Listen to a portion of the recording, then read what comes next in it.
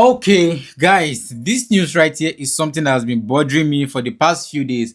I was trying to shy away from reporting this news, but guys, I cannot do it anymore because this thing is paining me. Like, it is hurting me in my chest. My chest is compressing. Whenever I think about it, I'll be like, guy, you need to talk about this because anybody can be a victim. Someone you know can be a victim. So yeah, why not talk about it? So before I get into it, a quick intro. My name is Timothy Zaka, aka the Town Crier. And guys, this is the village.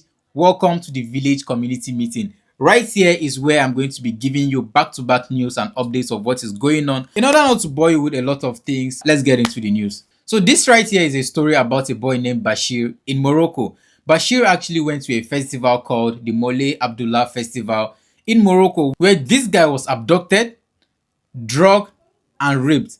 Now, this whole situation is not even about the rape. This guy was raped by 14 different men. This guy is actually an orphan. So a woman that is having mental issues.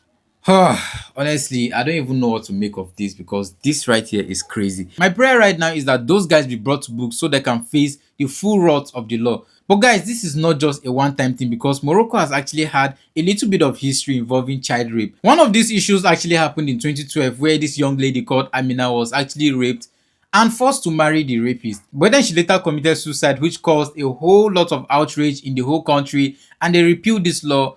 This whole issue is actually messed up if you think about it. And the comments regarding this whole issue has been a lot, and I would have loved to read some of them for you, but they are basically saying the same thing with a lot of people calling for death penalty on anybody that rapes a minor, calling on the government to make harsh laws that is going to stop perpetrators from doing these things and to also avoid people from thinking about things like this in the future. Now, bringing this back home into Nigeria, right? You cannot say that we don't see this issue also in Nigeria because last year we had incidences of a man raping a 3 month baby, and even this year we had one that raped a 6-year-old child. I don't even want to go into the whole details of this because these acts are actually gruesome and gets one traumatized. First of all, what exactly do you find attractive in a child that you are going to rape?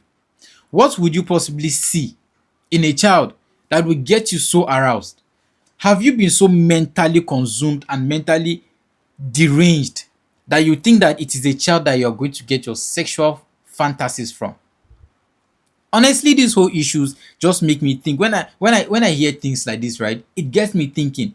I say, is it that there is some kind of mental disturbance that a person has to pass through to start seeing a child as a sexual piece? What has to happen? Is there a medical definition of things like this? Like, I feel like they need to conduct tests for people like this so that we can start knowing if there are series of patterns of thought or events that have to happen that leads to things like this. Because when we see issues like this, we cannot start saying that okay, we need to punish offenders, punish offenders. We need to come up with mechanisms that is going to put what, a full stop, a long-term full stop, backed up by research that we know that okay, people that do this kind of things are associated with this and this and that, so that we know that these kind of persons are in the societies and we need to do something about it. So please, if you are out there and you hear any story, bring it to social media so that a lot of people will talk about it and draw the attention of the government, the authorities, and anybody that needs to know about this. Because right now, these things are happening under our nose and it is only going to get worse if the people are not brought to book, if the people are not prosecuted. This is my message to anyone listening. Please be an agent of change. Do not say that this does not concern you, because imagine if this is your child. Imagine if this is your junior brother or junior sister. How would you feel?